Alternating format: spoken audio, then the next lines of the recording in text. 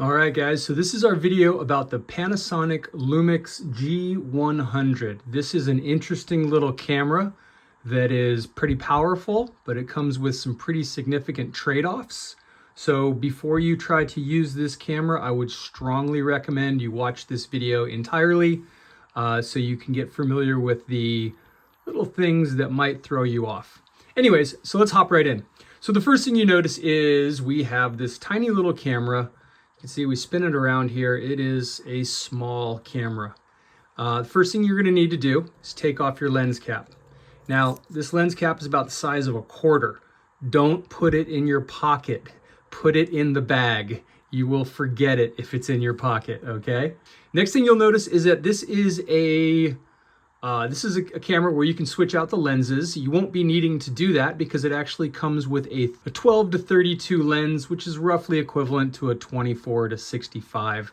So you've got plenty of range in this lens, the wide angle being the 12 and the zoom being the 35. But this is what we call an extending lens. And so in order to use it, you're going to have to actually come over here and turn it a little bit. I'll show you that in a second, because watch what happens when we turn on the camera. The first thing it's going to tell you is to turn that lens. Now, before we turn on the camera, let's take a quick look at some of the settings up top. If you look over here, you will see a little icon with a camera and an M next to it. That is the manual setting. That is the only setting you want to use on this camera for shooting video. There are some vlogger settings that I would absolutely not recommend you using, as they take away control from the user. So you'll notice this little dial spins and it locks in pretty solid. So again, make sure that that little camera icon is pointing to that white dot. And then over here, you'll see there's an on and off switch. We can go ahead and switch it on. You'll also see two other buttons up here. One is the red record button. And this one right here, if you're not familiar with it, is a combo button dial. So on the outside, there's a dial. And that dial is used for lots of things. If I press the shutter speed control button, this dial will allow me to change the shutter speed. Same thing goes for ISO, or basically anything that you'll need to scroll through.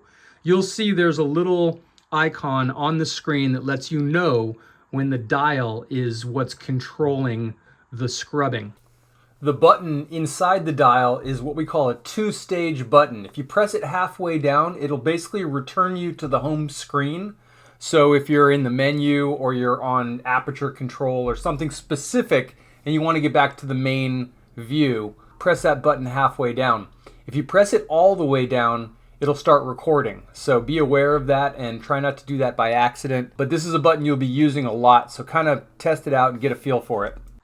There's also a little function 1 exposure compensation button right there. We don't need to worry about that right now. You'll see that there's also a function button here that is programmable. There's also a live view button, that LVF. That switches between the eyepiece and the monitor itself.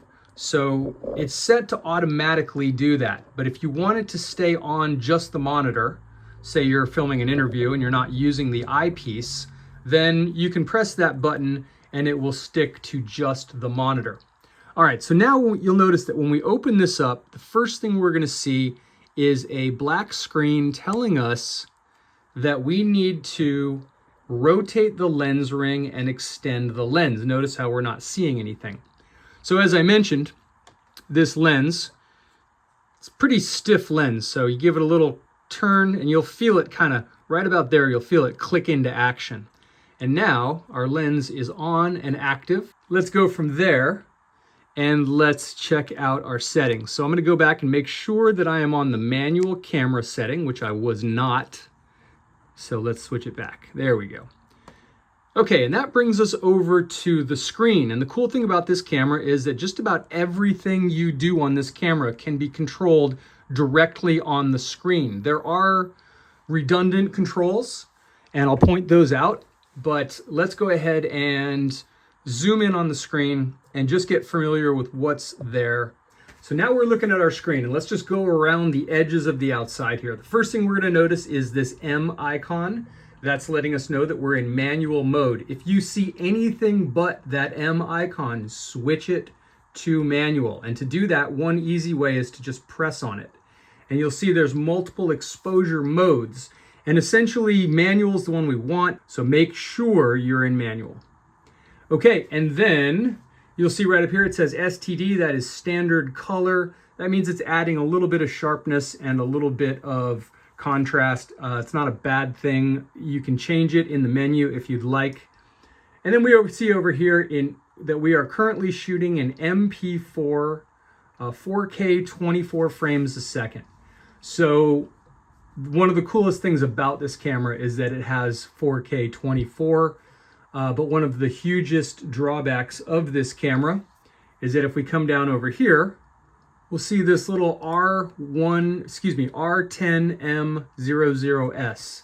That means recording time. So this camera has a 10-minute limit for 4K recording, which basically means if you record to 10 minutes, it will shut off automatically at 10 minutes. You need to be aware of this and you need to take control of this. And the best way to do it is to just shut it off before it hits that 10-minute mark.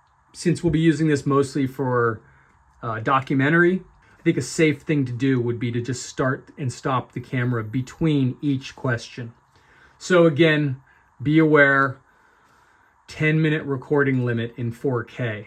So moving on. Right here it says MF, that's for manual focus, and that's another thing you want to use it in. To use the manual focus, put your finger over this little rectangle and drag the rectangle over whatever it is that you want in focus. There we go. So there's a little focus window. Right now the camera's exposure is way off. We'll get that fixed in just a second. Let's keep going through the settings here. The next thing you'll notice is this battery button, which mine is, or battery indicator, which mine is currently just about dead. And then we get to these flyouts, and that's what these are. All these little menus are flyout menus, and there is one in particular that is super helpful. I'll show you in just a second. So if we come down to the bottom here, you'll see our shutter speed, our aperture.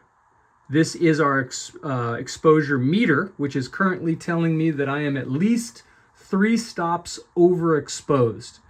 And you can tell when I put my hand in front of it, look at how bright my hand is. We're overexposed. You can also see that my ISO is set to 3200, which would be the first thing I would lower to handle that overexposure. And then again, there's that record time. So let's talk about the flyouts, and then we're going to talk about the aperture. So if I come over to this camera icon right there and I press it, that gives me on-screen control of all 3 of those settings: shutter speed, aperture, and ISO. If I press the aperture button and I hit that F, you'll see I get a little slider. And if I move that slider up or down, you can see right there by moving it up, it closed down my aperture to 7.1, which by doing that probably brought us into a little better exposure. But if I wanted to make it work at these settings, I would have to continue to close that down. The dial does actually work. So in this case, I'd probably rather be using the dial than that slider. And notice right there, it blacked out. That's because I put my hand in front of the eyepiece. There's a little sensor in that eyepiece. So again, if that's a problem, just come up and press the live view button at the top. So moving on, if we go back to the camera icon and press it again, let's see here, we need to get out of exposure. So I tap the F and that brings you back to the main menu. And then I can hit the S. Notice if I use the dial now, it's still going to adjust exposure.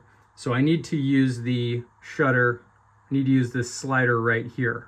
Now for this class, everything we're going to do, we're going to stick with a double the frame rate for our shutter speed. So since our frame rate is 24 frames a second, our shutter speed needs to be 50. Technically it's 1/50th of a second, but as you can see, it shows up on the screen as 50. And man, once you start to slide this thing, it really keeps going. So you got to be careful with that. And then again, tap the S's again. That takes you back to the menu, and then you can set your ISO, which in this case, rather than having 3200 ISO and shooting at f9, I would much rather have a lower ISO and shoot a little more wide open. So let's drop the ISO, then let's come over to the aperture. And again, here's the cool thing. So the dial itself, the one up on top, is always going to default to aperture. So if I want to adjust my ISO and then come over and quickly change my aperture, I can just use the dial. And so basically what you want to do is even these things out so that you're getting a 0 for on your exposure meter. And again, if I close that down a little bit, you can see right there we're at negative, we're about a little over a third of a stop underexposed. And so as I open up the lens, it lets more light in until we find that 0. And 500 ISO on this camera should be relatively clean, so that's not anything I need to worry about. And so again, when you're done with that, you can just press the camera icon and that closes that area. Okay, let's talk about one more thing. And what I need to show you is this lens right here. While it's a good lens and it gets nice and sharp, it is what we call a kit lens. And kit lenses and some zoom lenses out there have what we call a non-constant aperture. Now, what that does though, is it has a direct effect on our aperture. So let's say that we've decided we want to shoot at an aperture of 3.5.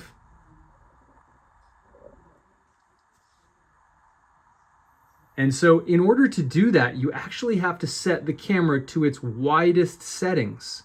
And this is something that, I'll be honest, is really annoying. It is something you definitely don't want in your lens, but it is a reality of a lot of camera lenses. And so what happens is when you're on the wider angle and you zoom in, and I'm just going to zoom in on my hand here, you're going to see that aperture change. And that is because based on the zoom, the aperture changes. So the point is, whatever aperture you end up at based on the zoom of your lens is just what you're going to have to work with. Next thing is focusing on what you want to focus on. So this camera has autofocus, but we don't want to use the autofocus. So you can see there's a little can of 3-in-1 oil in there. I'm going to move that out of the way. And essentially to focus on that, you need to drag this little frame over and put it right over it. So that is the equivalent of manual focusing with this camera. Basically you have this little box and you just move it around to whatever you want in focus. If I move it over to the tape dispenser, it's going to focus on the tape dispenser. Now let's come over and look at the camera body for a second. So you'll notice over here, there are some controls on this dial right here. There's also this button. Let's go from the top down. So this little button right here is your playback button. If you've recorded anything and you want to watch it back, hit the playback button and it will play whatever you just recorded. Then on top of that, we have the ISO control. So I can press right there. And notice that by pressing that button, if I come back over here, you now see we have this ISO control along the bottom. And this little icon right there is the icon telling us that the finger dial, the one up at the top, is what we want to use to change this value. So I'm using the dial right now. You can hear it clicking. And I'm using that to change my ISO. Personally, I think that's way easier than trying to access those little buttons on the screen. This is a small camera, so if you have regular size hands, those buttons can be pretty tiny. And then we also, let's tap to clear that, and then we can press this button right here, and that is going to be our focus assist. Now, focus assist is awesome. I love focus assist because what it does is it zooms in on your screen. And it helps you to get a much better focus. So I can press that and then tap the shutter button and that should adjust my focus. Now I'm just about out of battery here, so let's try to wrap this up. If we come over, we also see down here, there's this display button, right? And that's a helpful button. If we look over at the displays, I'm gonna go ahead and click it once And you can see it clears all of the information with the exception of those little pullouts. If I press it again, it brings in my level, which lets me know if the camera's angled. And this over here is my histogram. This is an exposure evaluation tool that I use to help gauge my exposure. Basically on the left we have our black values, on the right we have our white values, and if this is shifted to one side or the other, I usually know that I have a problem. Let's press the the display one more time, and notice it just leaves the level. If I press it again though, it takes us to this window. Now this is a great window because clearly you can see everything we need is available in this window. We can go up to the top and change our shutter speed. And notice I've got this bar, so that means I'm going to use the dial. If I press display again, or if I tap the shutter button, now it clears the screen. If I press f-stop, I now have the f-stop control. And again, notice because of where I'm zoomed to, I can't go below 5.6, but if I turn the lens and go wider, look at new options start to pop up. Oh, I went a little too far and closed the lens. So now notice that I can go down to f4, actually f3.5. And that again is based on how zoomed in or zoomed out I am. If I zoom in on the oil, notice that we lose those 4 and 3.5 options. So I'll tap the shutter button. And again, here's our ISO right there. You can press that and use the dial to adjust it. This is our exposure monitor. We actually can shift it one way or the other using this exposure compensation button, but I would not recommend doing that. Here's my focus options. Again, do not use autofocus because it will be hunting while you're shooting.